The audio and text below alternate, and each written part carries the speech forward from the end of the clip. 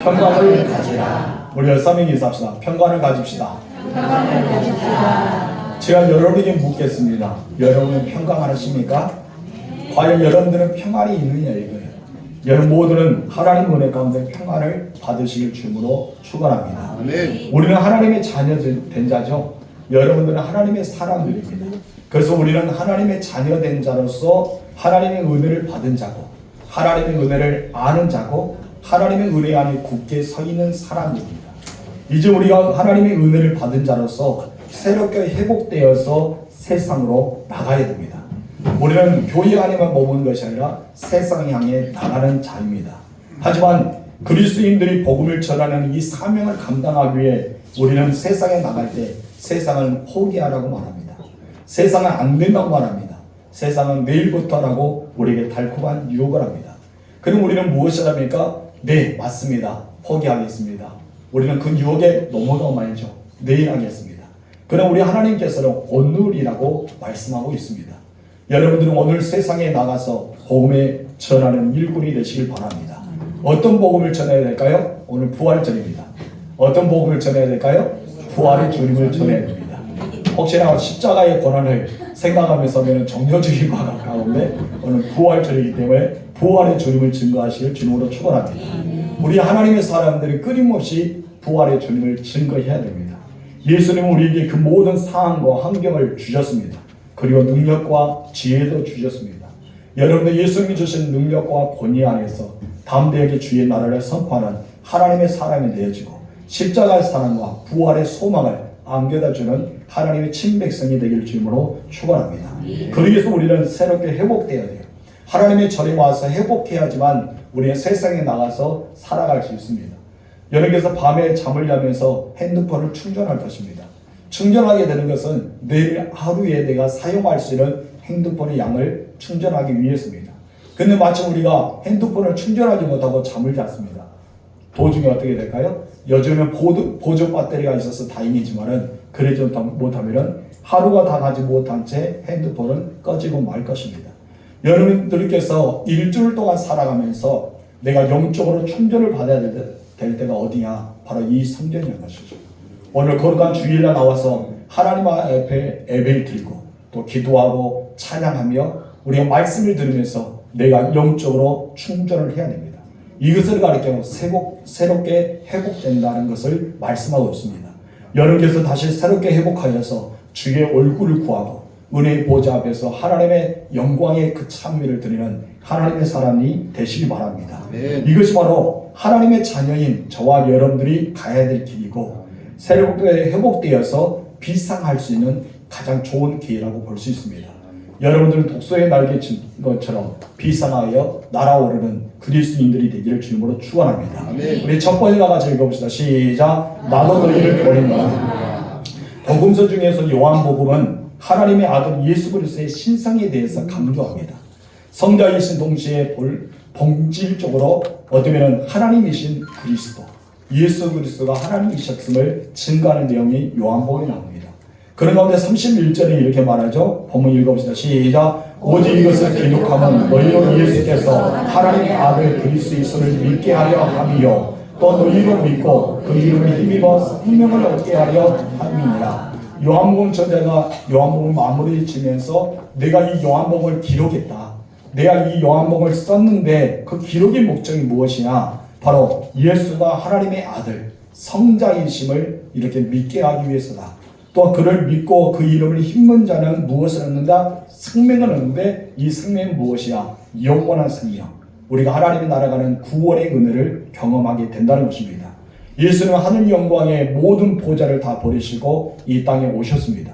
이 땅에 오셔서 많은 일들을 하셨지만 특히 십자가에서 우리의 모든 죄를 담당하셔서 돌아가셨습니다. 그런데 사망으로 있는 것이 아니라 그 십자가에서 마귀를 멸하시고 또한 우리의 모든 죄를 사하시고 그냥 숨을 거둔 것이 아니는 거죠. 그럼 무엇을 했습니까? 다시 살아나셨습니다. 다시 살아나서 우리에게 영원한 구원을 주셨어요. 만약에 살아나지 않았다면 우리의 죄는 사함을 받았지만 우리에게 영원한 생명은 있지 않을 것입니다. 그런데 예수님께서 부활의 첫 열매가 되셨습니다. 여러분들 그 다음이 열매죠. 우리는 부활의 열매 되신 주님을 찬양하면서 나 또한 부활의 은혜를 경험하는 사람이 되어야 할 줄 믿습니다. 부활하신 주님께서 안식 후 첫날에 저녁 미모의 제자들에게 나타나서 하신 말씀이 있습니다. 우리 본문 21절 중간부터 읽겠습니다. 아버지께 나를 보내신 것 같이 나도 너희를 보낸다. 예수님 부활하시자마자 제자들에게 무엇을 합니까? 내가 너희를 보내겠다라고 말씀합니다. 이 제자들을 어디에 보낼까요? 지금 제자들의 모습을 보면은 우리 예수님이 십자가에 돌아가시사 무서워서 문을 굳게 닫는 채 두려워 떨고 있었습니다. 그때 예수님이 제자들에 나타나서 그들의 평안의 소식을 전하고 그들에게 세상을 내가 보내겠다라고 말씀하고 있습니다. 이 세상에 보내기 위해서는 그들이 갖추어야 될 것이 있는데 그들이 갖추지 못하고 세상에 보낼 때 두려움밖에 되지 못하고 있습니다. 여러분들은 세상으로 나가 있습니다. 세상에 나가는 여러분들은 과연 두려움에 떨고 있나요? 아니면 정말 평안하게 살아갈 수 있나요? 우리들은 주님께서 나를 세상에 보냈다는 것을 기억하며 살아갈 줄 믿습니다. 여러분 요한복음 17장에 보면은 예수님의 십자가에 달려 죽기 전에 고별 설교를 하는 내용이 나오는데 대제사장적인 기도를 드리고 있습니다. 그래서 바로 요한복음 17장 18절의 말씀 보면 이렇게 나와 있습니다. 우리 다 같이 읽겠습니다. 시작. 아버지께서 나를 세상에 보내신 것 같이 나도 그들을 세상에 보내었고. 아멘. 여기서 무엇을 말합니까? 아버지께 나를 세상에 보내신 것처럼 나도 너희를 세상에 보내겠다라고 말합니다. 그런데 거기에서 보면 나도 그들이라는 단어가 있습니다. 이 그들이라는 단어 바로 예수님은 누구를 위해서 기도하셨느냐 이것입니다. 그들이 했습니다. 바로 그들을 위해서 기도했는데 많은 사람들이 이 그들이 예수님과 함께 동행했던 예수님과 함께 동역했던 12명의 제자일 것이라고 말합니다. 그러나 예수님은 12명의 제자뿐 아니라 어떠합니까? 예수를 믿는 모든 사람들을 세상에 보내겠다고 약속의 메시지를 하신 것입니다. 여기에서 보면 제자들뿐 아니라 저와 여러분들 이 땅에 예수를 믿고 있는 모든 사람을 여러분 세상에 보냈다는 사실을 기억하시기 바랍니다. 본문 20절 말씀 보겠습니다. 이 말씀하시고 성과 여꼴을 보이시는 제자들이 주를 보고 기뻐하더라. 여러분은 주님의 부활하심을 확실히 믿는 채 우리는 세상에 파견돼야 됩니다. 세상에 보냄을 받아야 됩니다. 내가 주님을 부활하심을 믿지 못한 채 간다면 우리는 무엇을 증거하게 될까요? 아무것도 증거하지 못하기 때문입니다. 그래서 예수님은 바로 장차 예수 믿는 모든 사람을 위해서 대제사장으로서 기도를 했던 내용이 거기에 실려져 있습니다. 그렇다면 예수님으로부터 보냄을 받은 사람들은 누구일까요? 당시 제자들 포함해서 오늘 예수 믿는 모든 그리스도인이 있지 않습니까? 저와 여러분들을 보내는데 저와 여러분들은 어떤 사람이야 이거예요. 여러분은 어떤 사람입니까? 바로 하나님의 자녀된 자예요. 또 하나님의 백성입니다. 예수를 믿어 거룩한 그 보좌 앞에 나아갈 수 있는 은혜를 입은 사람들입니다. 바로 내가 예수의 구원받은 자가 되지 않으면 우리는 세상에 보내심을 받을 수가 없습니다. 오늘 본문에서 나도 너희를 세상에 보낸다는 말씀은 당신 제자들만 아니라 저와 여러분들을 가르쳐 하시는 주님의 명령 중에 하나입니다. 여러분 주님께서는 여러분을 보냈다는 사실을 가지고 여러분 보내심에 합당한 삶을 사시길 주님으로 축원합니다. 우리 두 번째 나같이 읽읍시다. 시작. 누가 나를 세상으로 보냅니다. 그럼 우리를 이 세상에 보내신 분이 누구라 했죠? 누구십니까? 세상에 여러분을 세상에 보내신 분 누구예요? 조금 전에 누구라 했죠? 예수님이죠. 근데 그냥 예수님이 아닙니다. 어떤 예수님입니까? 부활하신 예수님. 오늘 부활만 잘 붙어도 100점 맞습니다. 그래요. 부활하신 예수님을 여러분을 세상에 보냈습니다. 예수님은 숨어있는 제자들 나타나서 아버지께 나를 보내신 것처럼 나도 너희를 보낸다라고 말씀하셨습니다. 다시 말하면 우리 이 세상에 파송한 분은 마귀의 일을 면하시고 십자가에서 우리의 모든 죄를 다 사하시고 우리는 산 소망이신 부활의 생명을 주시는 그 부활하신 예수님께서 우리를 세상에 보내셨습니다. 여러분 생명의 왕이신 우리 주님께서 여러분을 세상에 보냈다는 것입니다.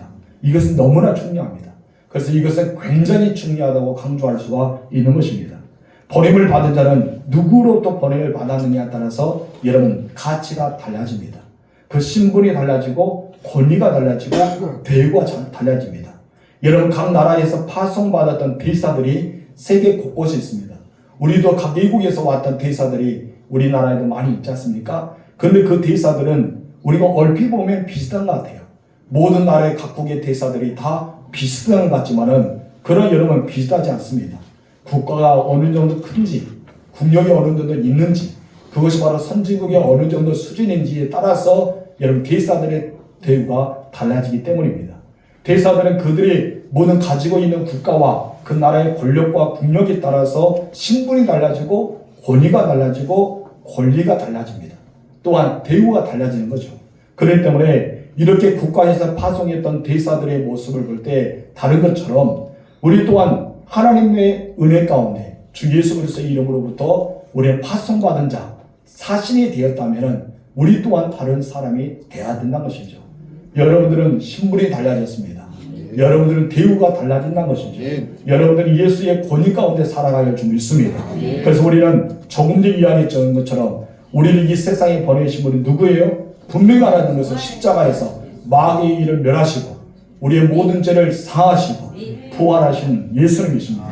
다시 한번 시작. 마귀의 일을 멸하시고 우리의 죄를 사하시고 부활하신 예수님. 예수님께 여러분의 제자를 여러분을 보내셨다는 것입니다. 만왕의 왕이 되시고 만주의 주가 되신 분이 여러분을 보내셨어요.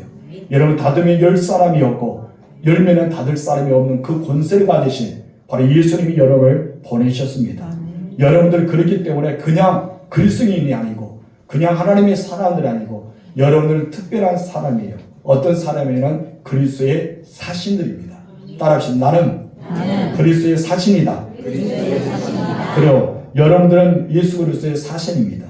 이렇게 사망 고사를 이기셔 부활하신 만왕의 왕이 되신 예수님께서 자신을 대신해서 예수님을 대신해서 저를 이 교회의 목회자를 세웠잖아요.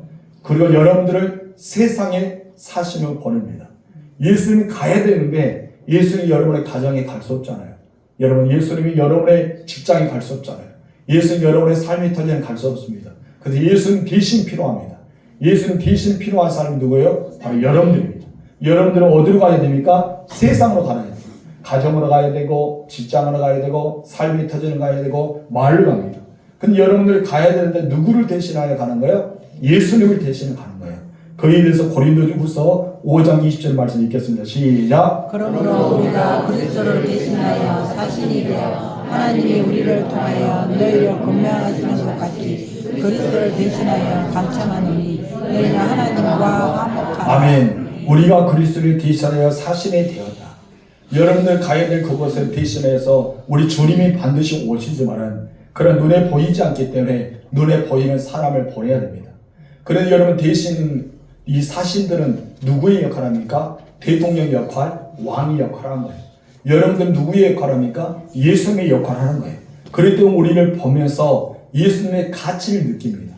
여러분의 품위에 따라서 여러분의 말 한마디에 따라서 여러분의 삶을 따라서 예수님의 그 모습이 보여지는 거예요. 그래서 여러분들은 막 살면 안 돼요. 따라합시다. 막 살지 말자. 혹시 만만한 사람 있어요? 오늘부터 만만하지 마시고 막 살지 말고 교회랑 이렇게 사시세요. 누구처럼? 예수님처럼. 예수님처럼 여러분 사시기 바랍니다.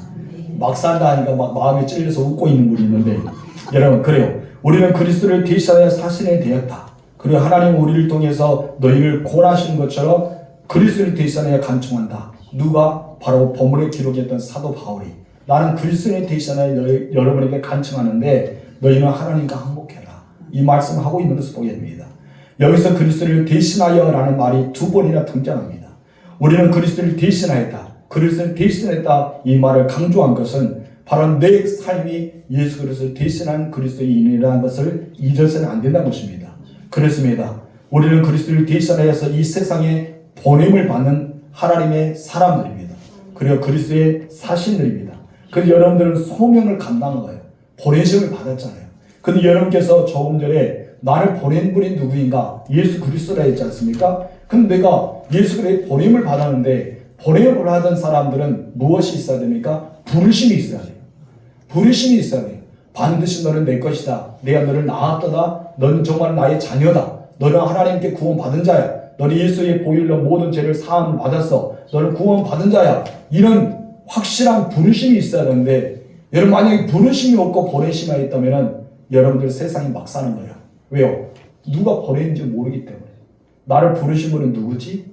나를 부르신 분이 누구야? 목회자도 그러잖아요. 자기 부름의 소망 없이 그냥 직업적으로 목회한 자들이 있다면 그 사람은 생명의 말씀을 증거할 수 없습니다. 달콤한 말씀을 하겠죠. 정말 성경에 있는 말씀을 잘 풀어주겠죠. 그러나 생명에 들어가지 않는다는 것입니다. 목회자나 성도들은 반드시 부르심의 소망이 있어야 돼요. 우리는 부르심의 소명이 있어야지만 보내심의 사명을 감당할 수 있습니다. 불꽃 던진 나무 가운데 모세가 부름을 받았잖아요. 소명을 받습니다. 그리고 너는 가라, 애국으로 가라는 파송받은 그런 사명을 받았습니다. 보냄을 받는 거예요. 바로 예수님의 12명의 제자들과 우리들이 예수님 믿음과 동시에 우리 모든 하나님의 자녀로 부르심을 받았다는 사실을 기억하시기 바랍니다. 여러분 부르지 않으면 누가 하나님 앞에 속한 자가 되겠습니까? 여러분 부름에 합당한 삶을 살아가지 않는다면 여러분 어찌 예수를 믿는 자가 할 수가 있겠냐 이것입니다.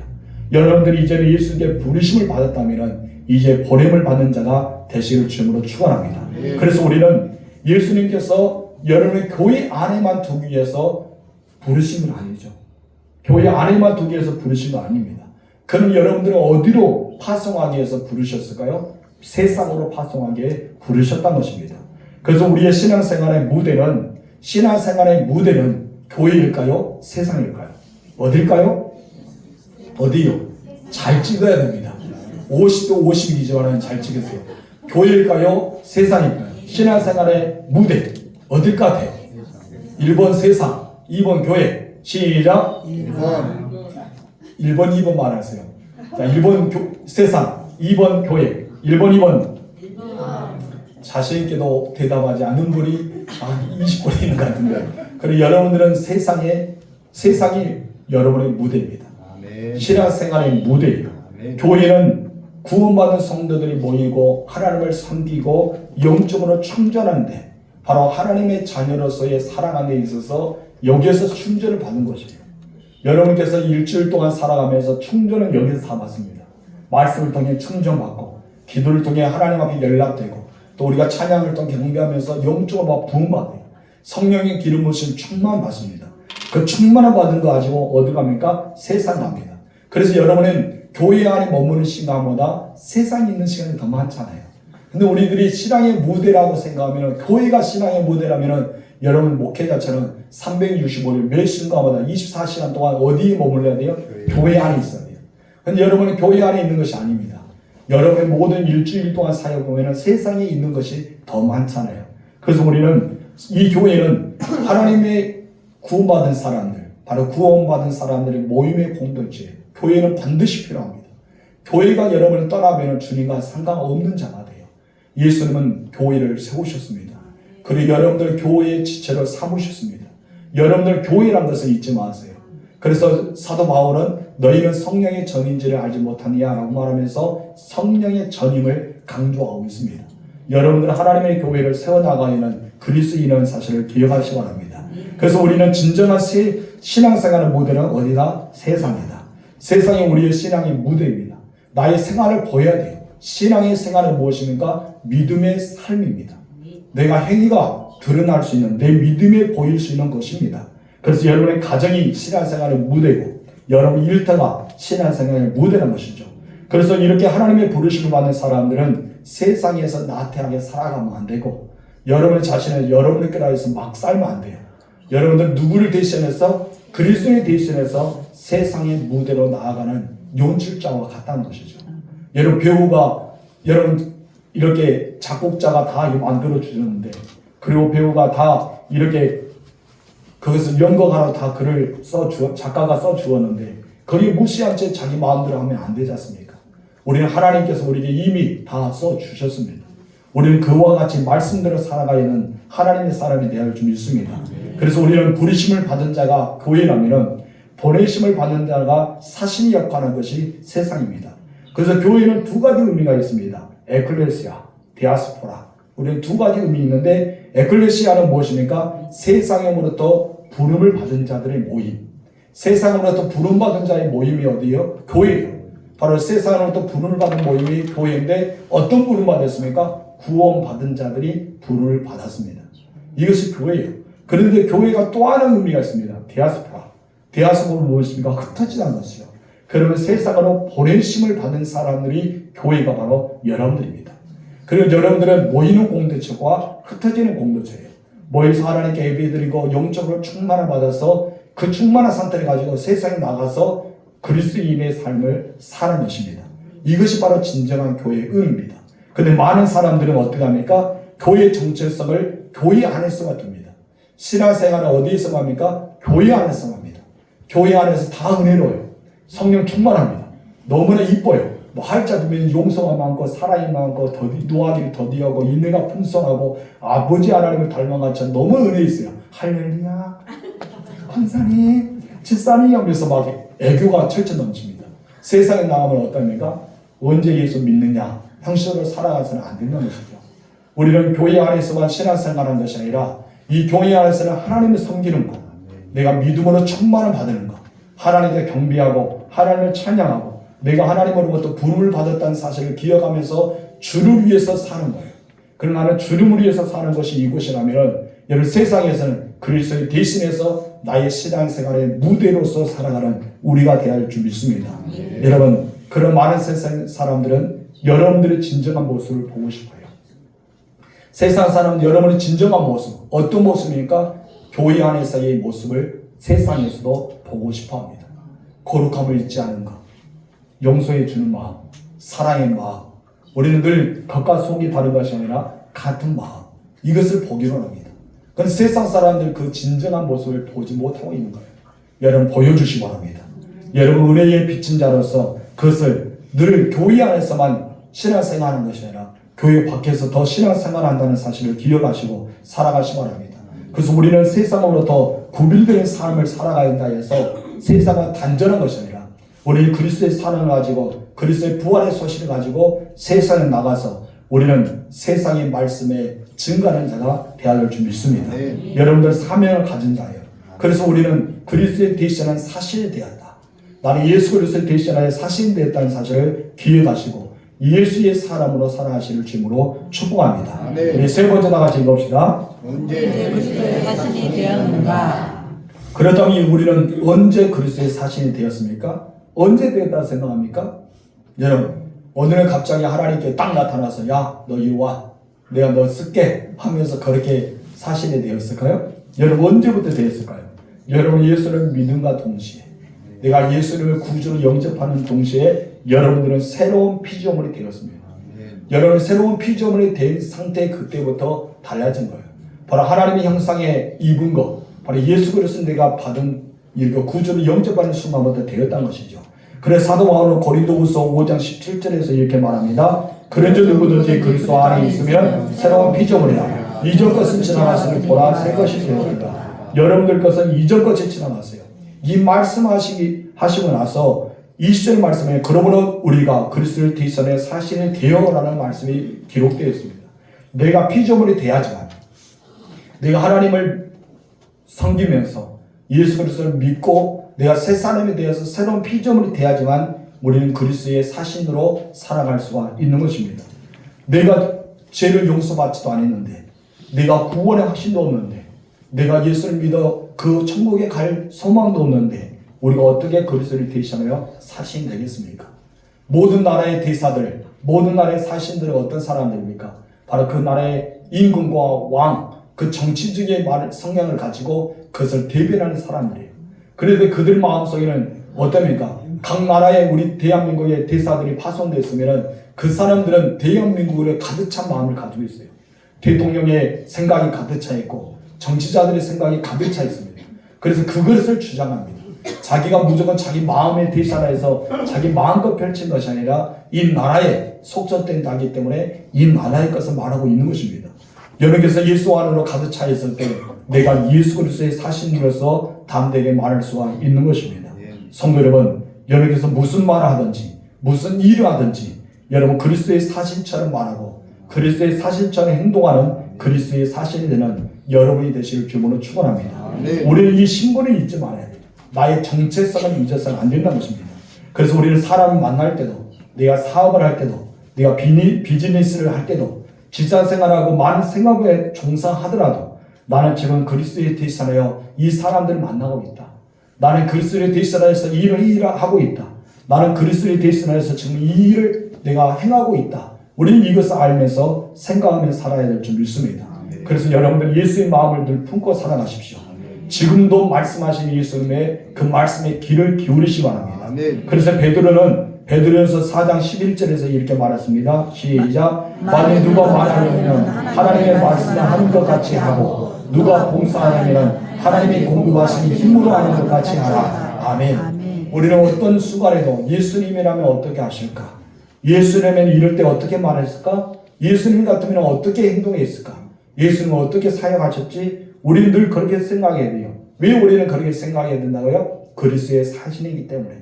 예수를 대신한 사신이기 때문에 우리는 그런 사명을 맡은 자로서 또 사명으로 보내심을 받은 자로서 우리는 그것을 잘 감당하는 자가 되어야 될 줄 믿습니다. 그런데 부활하신 예수님께서 제자들에게 언제 나타나서 이 말씀하셨습니까? 예수님께서 언제 나타났을까요? 언제 나타났어요? 갑자기요. 언제 나타났지? 저를 쳐다보는 얼굴이 목사님 나 그때 없었어요. 나 그때 태어나지 않았어요. 나 그게 없었어요. 마음에서 따지고 있는 눈초리로 저를 일간절하게 보는데 성경을 자세히 보면 언제 나왔습니까? 바로 19절 말씀 제가 보여드릴게요. 혹시나 여러분 고민할까봐 얼굴이 빨개져서 저를 못 쳐다보는 분이 있어서 자 읽어봅시다. 시작. 이날고 안식 후 첫날 저녁에 언제나 저녁 때 부활하시고 나서 저녁에 이 부활하시고 나서 저녁 때는 언제입니까? 이미 예수님의 부활 소식이 다 알려진 상태예요. 예수님의 부활 소식이 다 제자들에게 들어간 상태입니다. 마따 마리아와 다른 여인들이 예수님을 만났잖아요. 오늘 새벽에 보니까 마태 보니까 예수님께 보여주셨어요. 내가 부활했다는 것을 보여주셨어요. 그래서 제자들이 가서 예수님 부활했다고 알렸습니다. 알리고 나니까 베드로와 요한이 막 달려갑니다. 누가 달리지를 잘했죠? 요한이 더 빨랐죠. 요한은 들어가지 않고 베드로가 올 때가 기다렸습니다. 베드로가 이제 보고 나서 무덤이 비어있는 거, 예수님 그곳에 이제 누워있는 시체가 아니라 살아났다는 것을 보았습니다. 그런 새벽에 보았음에 불구하고 이제 그들이 12시간 넘게 지났어요. 지났는데도 불구하고 그들은 어떻습니까? 예수님의 부활이 여러분 믿어지지 못했단 말이에요. 그렇기 때문에 그 다음에 이것을 읽으면 됩니다. 저녁 때 제자들이 유대인들을 무서워하여 모인 곳에 문들을 닫았더니 예수님 부활 소식 알렸잖아요.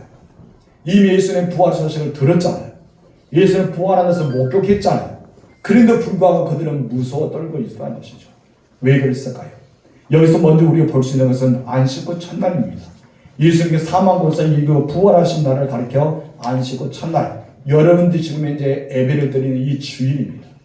이 주일날 우리는 안식 후 첫날입니다. 이 주일날 온전히 예배 드릴 수 있었던 것은 오로마에 있는 교회부터 시작되었습니다. 우리는 많은 교회들이 예수님께서 부활하신 걸 기념하기 위해서 안식 후 첫날에 나와서 우리는 부활절 때 그 생각하면서 주일 예배를 드리고 있는 것입니다. 여러분 왜 그럽니까? 바로 율법의 완성이고 모든 죄와 사망 법에서 우리를 해방하여 주시고 생명의 주님으로 오셨던 그날에 우리는 예수님께 예배를 드리고 하나님께 예배하고 이곳에 있는 것입니다. 여러분 제자들은 이미 마따나 마리아와 다른 여인을 통해서 부활의 소식을 들었습니다. 그러나 그들은 믿지 못했던 것이죠. 빈 믿음을 보았지만 그들은 깨닫지 못했습니다. 이렇게 두렵고 떨렸던 이유는 무엇일까요? 딱 하나입니다. 부활하신 예수님을 만나지 못했기 때문입니다. 여러분들 예수님을 만나시기 바랍니다. 예수님 만났을 때만 내가 확신 가지고 주님 안에 거할 수가 있었습니다. 저도 마찬가지입니다. 신학교에서 어렸을 때 초등학교 3학년부터 시작해서 목사가 되는 꿈이 있었어요. 그래서 학교에서 선생님이 너의 꿈이 무엇이냐 했던 목사였어요. 그때가 부흥강사 목사님 너무 멋있었거든요. 오늘 저 양복 입는 것이 아니라 두루마기 입고 시험을 이렇게 길러서 되게 앞에서 할렐루야 하는데 성도들 아멘 하니까 되게 멋져 보였어요. 그래서 제가 야 그때부터 목사가 되겠다. 그런 사명을 가지고 소명을 가지고 야 목사가 되겠다 하면서 그래 살아왔습니다. 그런데 고등학교 순간 목사가 너무나 비참하는 것을 알고 말았습니다. 정말 가난하고 인정도 먹고 성도들 이치고 저리 치는 것을 보고 말하니까 너무 안 하고 싶었어요. 그래서 저는 이제는 목회자를 안 해야겠다 생각했는데 하나님은 어쩔 수 없이 저를 그를 인도하신다고요. 그래서 신학교 2학년 마치고 군대 갔는데 그때 제가 신학교에 들어가면은 나는 사람이 아닐 거야 하면서 들어갔어요. 군대 갔는데 거기서 하나님께서 군에서 다시 한번 저에게 부르셨어요. 확실한 말씀 주었습니다. 내가 너를 불렀다. 내가 너를 세웠다. 너는 강하고 담대하라. 두려워하지 말라. 너는 나를 위해서 쓰임받을 같다는 확실한 말씀을 들어서 제가 다시 복학하게 되었습니다. 여러분, 우리는 부르심의 소명이 있어야지만 우리는 그 사역을 걸을 수가 있습니다. 여러분도 마찬가지란 것이죠. 내가 예수님을 만나야 됩니다. 예수님을 경험해야 됩니다. 그런데 예수님을 직접 모습을 보는 것이 아니라 말씀을 통해서 만날 수 있고, 기도를 통해 말씀을 우리를 만날 수 있고, 어떻습니까? 우리는 하나님 앞에 더 나아감으로써 찬양을 들으면서 만날 수 있어요. 우리 주님은 어떤 형성으로도 만나 주십니다. 저는 기도 가운데 하나님께서 말씀을 주셨어요. 기도를 통해서 뚜렷한 말씀을 주셔서 만나 주셨습니다. 근데 저는 그런 말씀의 은혜를 기도를 통해서 많이 경험합니다. 여러분들도 기도의 보좌 앞에 나와서 주님을 만나시기 바랍니다. 옛날에 어떤 사람들이 예수를 만나고 싶어서 그렇게 만나고 싶었지만 만나지 못한 사람이 있지 않습니까? 근데 예수님께서 그들에게 이렇게 말했답니다. 이미 나는 너희와 만나고 있다. 오늘도 여러분과 함께 계신다는 것을 믿으시기 바랍니다. 그래요. 부활하신 예수님께서 가장 먼저 하신 말씀이 무엇이에요? 너희는 비신자야. 이 겁쟁이들아. 왜 그렇게 있느냐? 예수님이 책망하셨을까요? 비난하셨을까요? 아닙니다. 예수님 제자들에게 하신 말씀은 이것이었습니다. 19절 중반 시작. 예수께서 오사 가운데 서서 이르시되 너희에게 평강이 있을지어다. 아멘. 여러분, 제자들은요 결정적인 순간에 예수님을 배반하고 도망갔어요. 배신했어요. 예수님은 그들에게 비난해도, 그들을 책망해도 그들은 마땅합니다. 예수님께 아무 말을 할 수 없는 사람들입니다. 그런데 예수님은 책망도 하지 않고 그들을 지적하지 않고 그들은 나쁘다 비난하지 않았습니다. 예수는 찾아와서 무슨 말합니까? 평강이 있을지어다. 평안의 축복을 빌어 주었습니다. 예수는 부활하신 자신의 모습을 직접 보여주고 나서 그들에게 평강이 있을지라 말씀하시고, 도마에게도 또다시 나타나서 도마가 있는 그 가운데서 다시 한번 또다시 말씀합니다. 21절 상반절 시작. 예수께서 또 이르시되 너희에게 평강이 있을지어다. 부활하신 예수님께서는 그날 저녁에 제자들에게 또한 도마가 있는 그곳에 오셔서 두 번이나 너에게 평강이 있을지라고 말씀합니다. 어떤 이들이 이 평강을 히브리어로 샬롬이라고 말합니다. 이것은 그들의 인사입니다. 예수님의 부활하심에서 그들에게 샬롬, 늘 했던 인사를 했을 것이라고 말하는데 그것은 단순한 인사가 아닙니다. 그들의 고통 중에 있는데, 그들의 근심 중에 있는데, 그들의 두려움 속에 있을 때 예수님께서 가장 먼저 평화, 이 살려, 정말 평강이 그들에게 있기를 소망했습니다. 단순한 인사가 아니라 두 번이나 인사했던 것은 예수님의 최고의 관심이 바로 평강이었다는 것이죠. 예수님의 최고의 관심은 여러분 안의 평강입니다. 여러분, 돈도 성공도 명예도 안락한 삶도 아니었습니다. 세상의 평안도 아닙니다. 하나님이 주시는 평강이 분명합니다. 여러분, 우리는 부활하신 예수님께서 이 평강을 주셨는데 왜 우리에게 평강의 모습을 주셨을까요? 그것은 이유는 다 하나입니다. 여러분들은 무엇으로 부름을 받았다고요? 그리스도의 대신하는 사신으로 부름을 받았습니다. 여러분, 우리는 그리스도의 사신입니다. 그리스도의 사신들 세상에 향해 나가야 됩니다. 그런데 세상에 나가는 우리들이 평강이 없다면, 내게 평안이 없다면 어떻게 그 일을 감당할 수가 있겠습니까? 반대로 말하면 평강이 없는 자는 그리스도의 사신이 될 수가 없다는 것입니다. 오히려 하나님 나라를 전파하는 데 방해합니다. 예수 그리스도의 이름을 욕되게 합니다. 그렇기 때문에 우리는 평강이 없으면 여러분들이 예수님의 십자가를 또 지게 만든 거예요.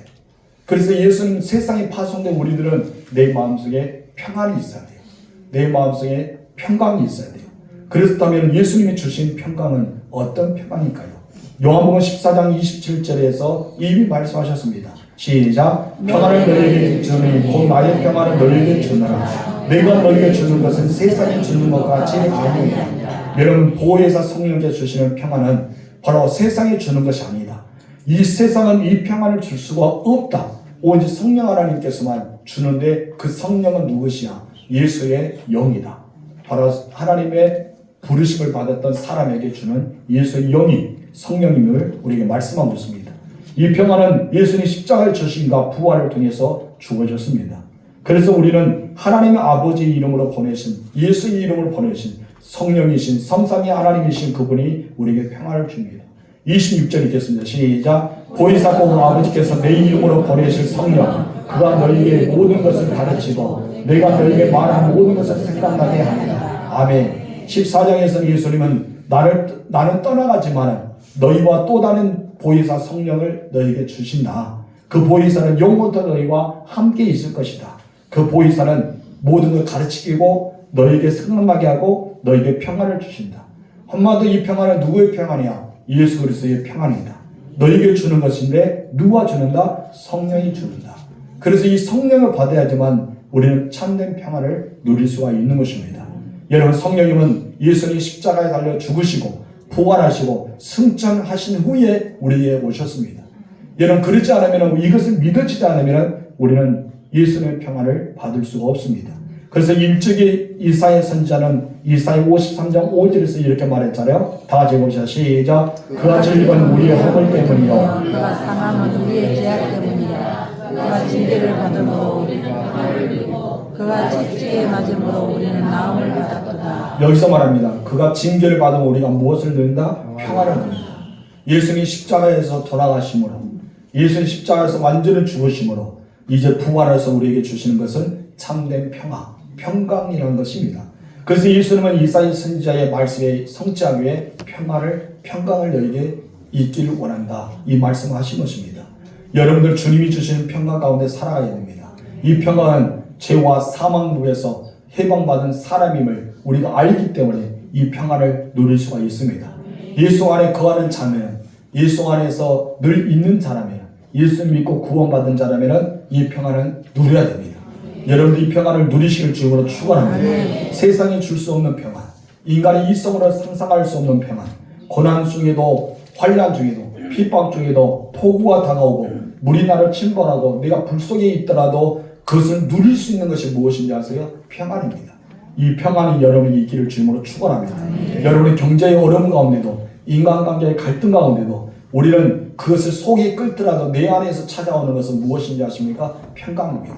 이것은 누가 주신 거다? 하나님이 주신 거기 때문에 이 평안을 누릴 수가 있는 것입니다.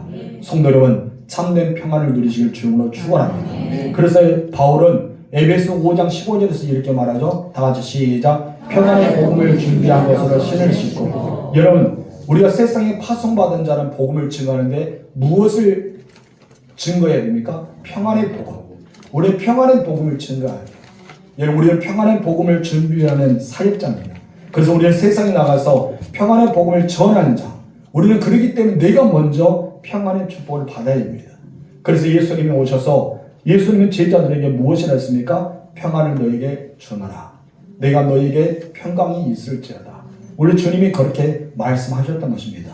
성도 여러분, 여러분들 그리스도의 사신으로서 이 평안을 가지고 세상에 파송하여 신앙생활의 무대를 마음껏 활기치고 그리스도의 안에서 승리하시기를 주님으로 축원합니다. 내일의 두려움에, 죽음의 두려움에, 실패의 두려움에, 온갖 두려움에 살고 있지 마십시오. 여러분들 마음의 평안을 가지십시오. 참된 그리스도께서 함께한다는 평안을 가지십시오. 그래서 부활의 승리와 함께 여러분 가운데 부활의 기쁨과 함께 늘 이 평안 가운데 살아가는 여러분 되실 주님으로 축원합니다. 그래서 우리는 알아야 돼요. 내가 왕같은 제사장이고 거룩한 나라고 그의 소대의 백성이고 하나님의 자녀임을 아시고 부르심을 받았다면 보내심을 받았다는 사실을 기억하십시오. 누구로 보내심을 받았다고요? 그리스도를 대신한 사신으로. 그리스도에 대신한 사신으로. 여러분의 신앙생활의 무대는 바로 세상입니다. 하나님을 섬기는 것은 교회입니다. 이것을 잘 구분해서 여러분께서 에클리시아와 디아스포라 이것을 구분해서 신앙생활을 잘하는 여러분 되시기 바랍니다. 기도하겠습니다. 참 좋으신 하나님 아버지 감사합니다. 부활하신 아침